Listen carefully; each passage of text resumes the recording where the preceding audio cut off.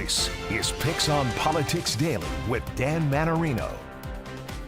Hey everybody, welcome to PIX on Politics Daily. I'm Dan Mannarino. It is Wednesday, hump day, July 23rd, halfway to the weekend, so that is good news.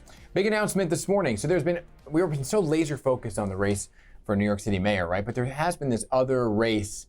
It may be a year away, but it's been garnering a lot of attention, and that's the race for New York governor. Remember, we had Lieutenant Governor Antonio Delgado say, hey, guess what? I'm going to challenge my boss, Governor Kathy Hochul, and I'm going to run against her in the Democratic primary. That happened. Governor Hochul's been fighting back and forth about Lieutenant Governor Delgado, saying he doesn't really have much of a job anymore. And then there's been a whole speculation of who is going to challenge her on the Republican side. And Mike Lawler, the congressman for the New York 17th Congressional District, has been long rumored to be the person who is going to challenge her. And today, he decided to come out and make an announcement. And that announcement was that he's not running.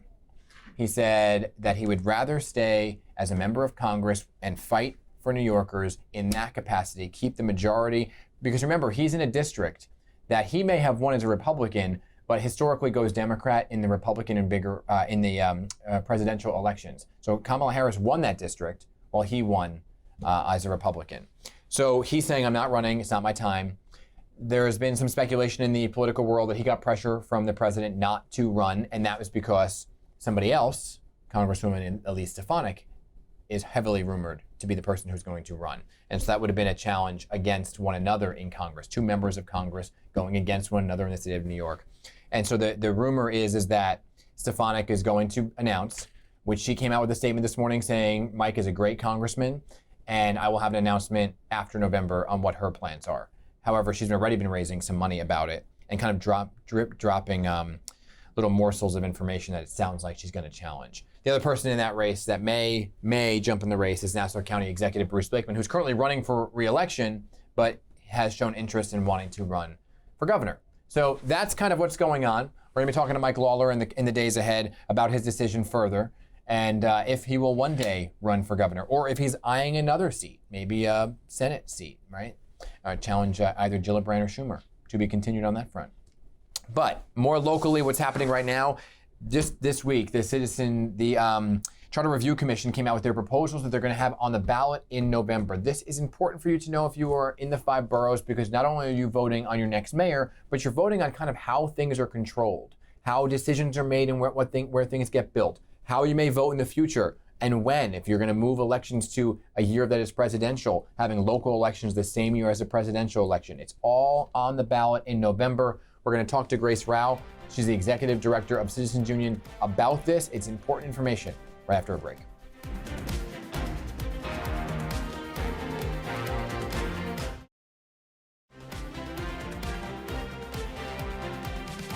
Welcome back, everybody. Like we said, we have Grace Rauh, who's the executive director of Citizens Union, to talk more about the Charter Review Commission and some of the proposals that were on the ballot. So, Grace, good to have you here. Thanks for having me. For first off, before we get into some of these details, tell people what Citizens Union is, in case they don't know exactly what the work is. Sure, thank you.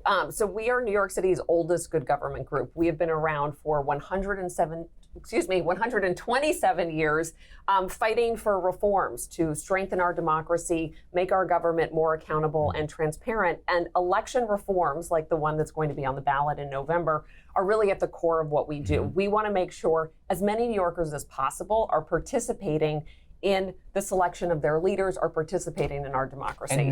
And know about some of these things that are on the ballot, because once you get into the weeds, and you know this because you used to be a political reporter, sometimes it's not sexy to talk about, or it can get boring for somebody, right? But then they get their ballot and they look in the ballot and they're like, well, what does this mean? I didn't know that these things were on the ballot. I'm not just voting on a person now I'm voting on some initiatives. So it's all about the education prior to November. Absolutely. Yeah, we need to get the word out, so thank you for helping us do that. And the question that we are most focused on at Citizens Union that will be on the ballot in November is a huge and exciting election reform to change our election calendars so that they align with presidential elections. Basically, when we go to the ballot to elect our mayor, city controller, public advocate, that we want to have lined up with the presidential race. How does that work then? Because switching it is going to mess up a cycle somewhere along the way to get it to be on the even year? It will require an adjustment of the cycle, yes. And that will come much further down the road, but in all likelihood, it would mean that there would be a shrinking of a 4-year term to a 3-year term for one cycle to get us lined up with those presidential elections. And this is really all about turnout, right? Yeah. So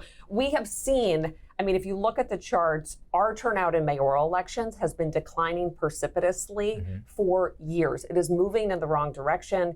It's fewer than 1 in 4 New Yorkers typically who are turning out to vote in mayoral races in the general election, compared to around 60% of registered voters who were turning out regularly for presidential cycles. So this is a really easy lift, a really easy change to ensure that a lot more New Yorkers are going to be choosing their mayor than they are right now. Well, because people get voter fatigue, right? You're like asking them to go vote in a primary, then you're asking them to vote in a general for a local election, and then in another year you have a different kind of race, and then you have the presidential race, so people get voter fatigue. But this is just a proposal, to be very clear. This is something that the mayor has been looking to do. He has this Charter Review Commission. It's his second now.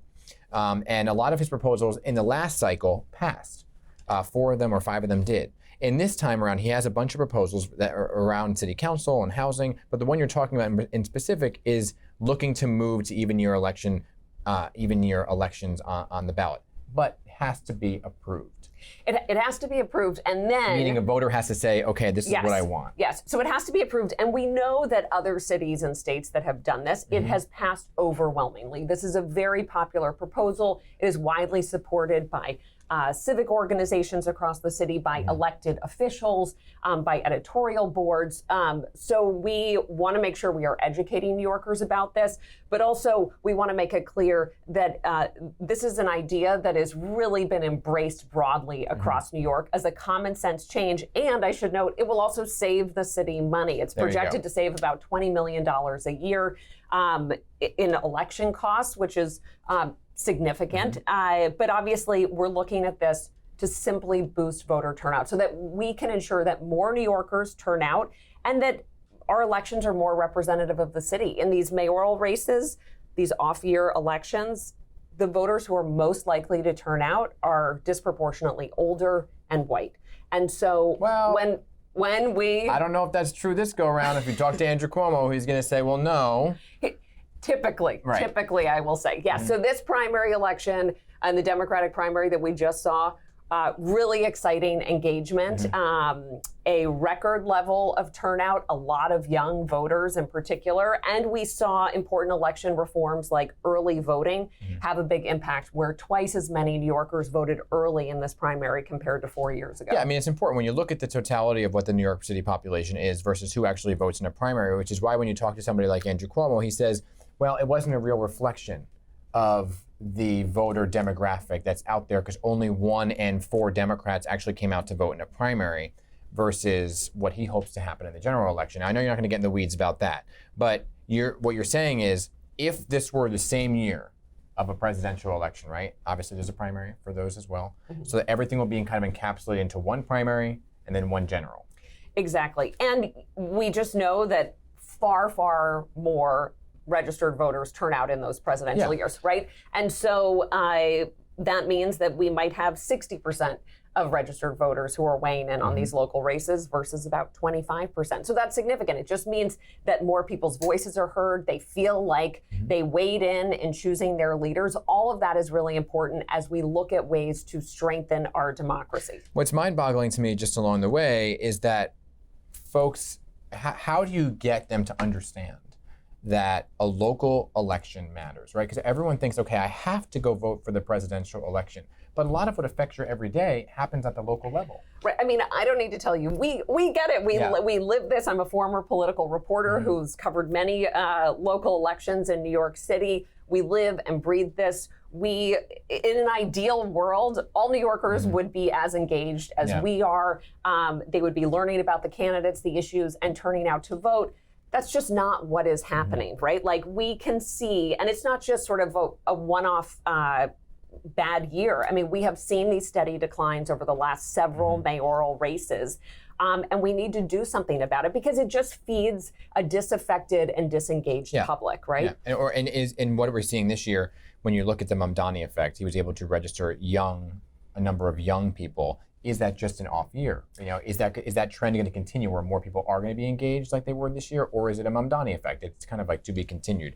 But the other interesting ballot proposals that are also going to be on involve building housing and whether or not the city council can have one person reject a proposal, and then that kind of destroys the whole project. Right. So I should note, Citizens Union has not yet taken a position on the housing questions that will be on the ballot. But if we zoom back, we know we have major affordability challenges in New York City.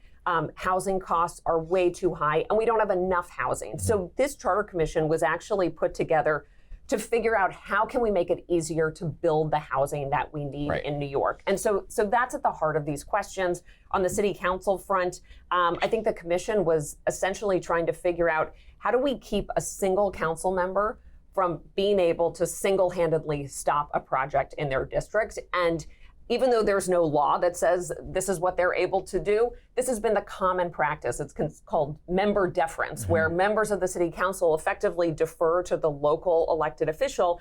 And if they don't like a project and want to put a stop to it, the rest of the council says, okay, it's up to you. So they're trying to find a way so that we can get the housing that we need all across the city. And the council, by the way, is opposed to that. And on PIX on Politics Friday, I'm going to talk to Justin Brandon about part of this. But it's much like, to compare it to something, just to put it in context, much like Senator Ramos and the proposal for the casino in Queens. She was a hard no, which was, people were saying, well, why should only one person be allowed to say that a casino is allowed in a certain area? That's kind of just a comparison to a state versus council issue. It's almost the same. Right. And look, it's important. We want New Yorkers, elected officials, community leaders, and others to have a say in what happens to the city, right? That's really important. That's an important part of civic engagement and also our democracy. But when we have problems that rise to a certain level, we need to be thinking creatively about how we solve them in an equitable way. Yeah. And just to go back on voting, just in terms of this election of what we're seeing kind of play out, what have you noticed in terms of early voting and kind of getting the message out about early voting, and was it higher this year? Yes, it was much, much higher this year. So this was a relatively new election reform that went into place 4 years ago for the first time. We saw twice as many New Yorkers vote early this cycle compared to 4 years ago. With a ranked choice system. And the ranked choice system was being used in new ways, not just by the candidates themselves, but also by voters who were thinking very strategically about how to maximize the power of their vote. And that's what's so important about ranked choice voting, which we've been so supportive of.